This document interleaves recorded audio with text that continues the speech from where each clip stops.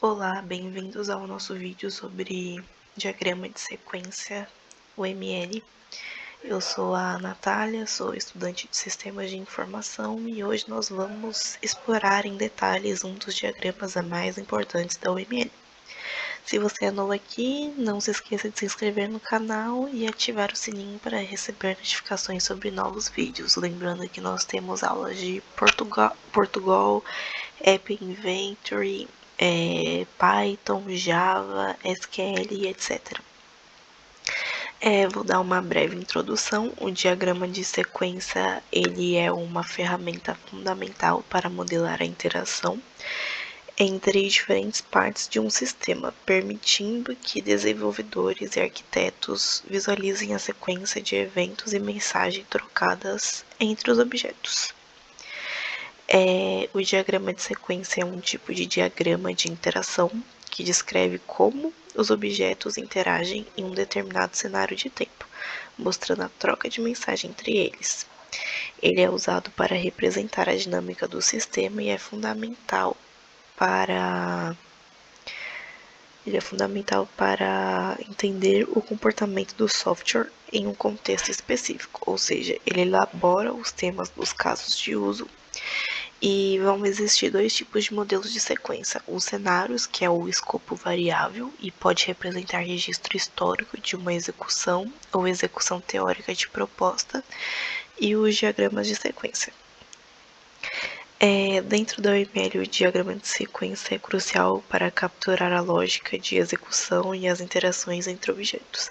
Ele é amplamente utilizado durante as fases de design e análise do ciclo de vida de desenvolvimento de software. Aqui é um exemplo de cenário que o João vai efetuar o login, o sistema vai estabelecer uma comunicação segura, o sistema vai exibir informações de portfólio, o João vai inserir um pedido de compra de 100 cotas ao preço de mercado, o sistema vai verificar os fundos necessários para a compra, o sistema vai exibir a tela de confirmação com o custo estimado, o João vai confirmar a compra e aí o sistema vai colocar o pedido na bolsa de valores. Depois o sistema vai exibir o número de registro da transação, o João vai efetuar o logoff, o sistema estabelece uma comunicação não segura, o sistema vai exibir uma tela de despedida e a bolsa de valores vai informar o resultado do negócio. Etapas de escrita de um cenário. Então a gente vai primeiro identificar os objetos trocando mensagens, vai determinar o emissor e o receptor de cada mensagem e sua sequência. Então depois nós vamos acrescentar atividades relacionadas à computação interna, e à medida que os cenários são reduzidos a códigos, à medida que os cenários são reduzidos a código. O diagrama de sequência vai ser usado quando se deseja representar o comportamento de vários objetos dentro de um cenário de execução a partir das mensagens que são passadas entre eles, igual eu falei no começo. Então ele vai mostrar os objetos participando em interações de acordo com as mensagens que trocam, e enfatizando a sequência em que as mensagens são trocadas. Então é basicamente a ordem de como tudo vai acontecer.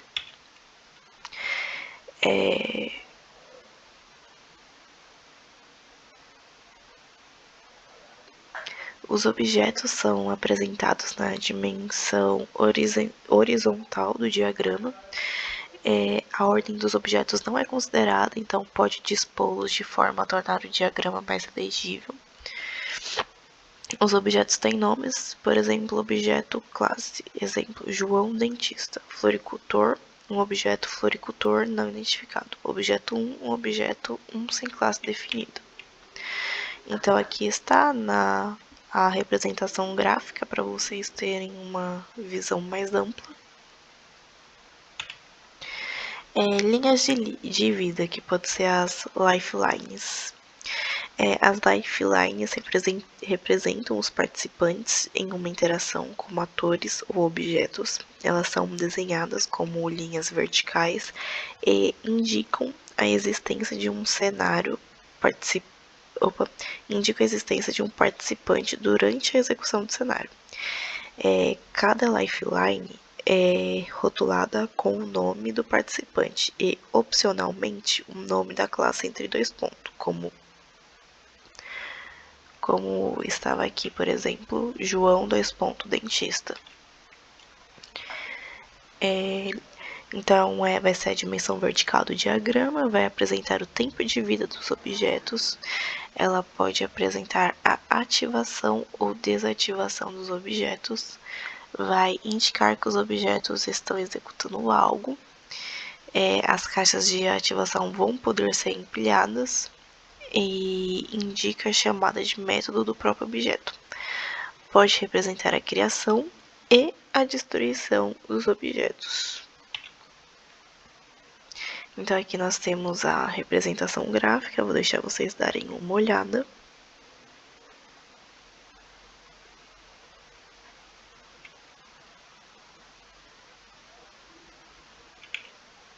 Aqui nós temos as mensagens, ou messages.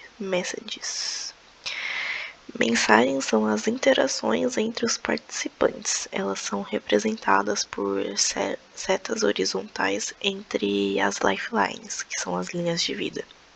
As mensagens síncronas são representadas por setas com uma ponta cheia, enquanto as mensagens assíncronas têm setas com uma ponta aberta. Ou seja, as mensagens de retorno são representadas por setas tracejadas e indicam a resposta a uma mensagem enviada. São objetos que interagem através de troca de mensagem. As setas sólidas, que são as preenchidas, que vão do objeto solicitante para o solicitado, e são rotulados com o nome dos estímulos mais os argumentos do estímulo. Nós temos os tipos de mensagem, que são a chamada, que é a invocação a uma operação em um objeto. Um objeto pode mandar uma chamada para si próprio, resultando na execução de uma operação. Nós também temos o retorno, que representa o retorno de um valor para o objeto que chamou a operação, pode ou não ser representada. Aqui nós temos as representações gráficas, o new, o create, o kill e o destroy. Aqui temos a representação gráfica também.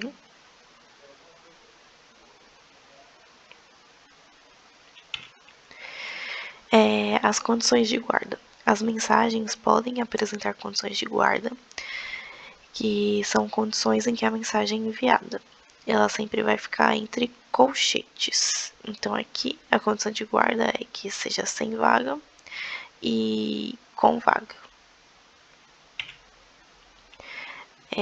Aqui está um exemplo de uma representação gráfica. Aqui está como criar um blog, criar uma nota e a forma geral do diagrama de sequência. Então aqui, ó, objeto cliente, objeto fornecedor.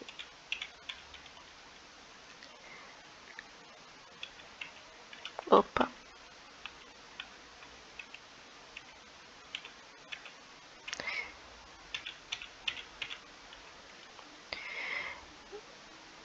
Você tem que preparar pelo menos um cenário por caso de uso. Abstraia os cenários em diagramas de sequência. Você vai dividir as interações complexas e vai preparar um diagrama de sequência para cada condição de erro.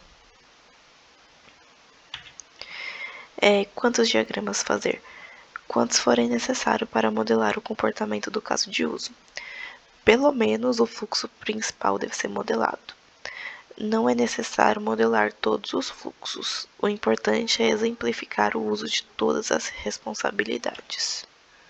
Então aqui temos algum exercício. E eu queria falar sobre os erros comuns e como evitar eles. Um erro comum é incluir muitos detalhes desnecessários, tornando o diagrama complexo e difícil de entender. Outro erro é não seguir a notação padrão da UML, o que pode causar confusão. Então, para evitar esses erros, mantenha o diagrama simples e focado nas interações principais. Use a anotação correta e siga as convenções de modelagem UML. Então, revise o diagrama frequentemente para garantir que ele permaneça claro e preciso.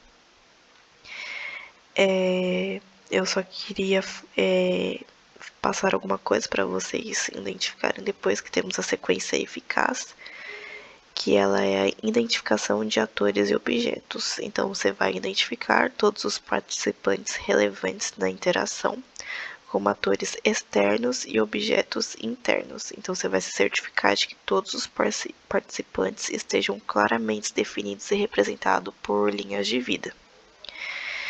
E a definição de interações principais. Você vai listar as principais interações e mensagens trocadas entre os participantes. Você vai incluir todas as chamadas de método, respostas e eventos significativos que ocorrem no cenário. E para fazer a representação de fluxos de controle, você vai usar as barras de ativação para indicar quando os participantes estão ativos e representando mensagens de maneira clara e precisa. Então, você vai se certificar de que o fluxo de controle seja fácil de seguir e compreensível. Então, concluindo uma recapitulação, hoje nós exploramos em detalhes o diagrama de sequência UML, desde os elementos básicos até as interações complexas. Discutimos como construir diagramas de sequência eficazes e evitamos erros comuns. A importância do diagrama de sequência é que ele é uma ferramenta poderosa para modelar a dinâmica de um sistema de software, garantindo que todas as interações sejam bem definidas e compreendidas. Ele é essencial para o sucesso do desenvolvimento e manutenção de sistemas complexos. Nós vamos encerrar as aulas sobre o UML aqui. Eu queria passar que vocês também estudassem os tipos de mensagens e interações, porque eu passei só por cima de mensagens síncronas e assíncronas. Eu queria que vocês estudassem também mensagens de retorno, mensagens de criação e destruição, e também interações complexas, que seriam os loops, que representam as interações repetitivas, a interação de alternativas, que modelam cenários onde diferentes caminhos podem ser seguidos com base em condições, e o paralelismo, que indica que múltiplas mensagens ou interações ocorrem simultaneamente. Então eu queria que vocês dessem uma lida nesses casos, que eu não passei por cima aqui, mas são muito complexos e importantes. São muito utilizados também. Para a ferramenta eu indico o Drawio, porque ele é muito intuitivo. E eu queria muito agradecer por vocês estarem acompanhando aqui. Obrigado por assistir. Não se esqueça de curtir, comentar e se inscrever para mais vídeos sobre desenvolvimento de software. Se você tiver dúvidas ou sugestões de tópicos para futuros vídeos, deixe um comentário abaixo. Também gostaria que vocês se inscrevessem e compartilhassem no canal para não perder nada. Que vocês também assistissem os outros vídeos sobre as linguagens que tem aqui no canal. Nós temos Python, Java, SQL, Portugal, temos até o App Inventory. E é isso. Até a próxima, pessoal.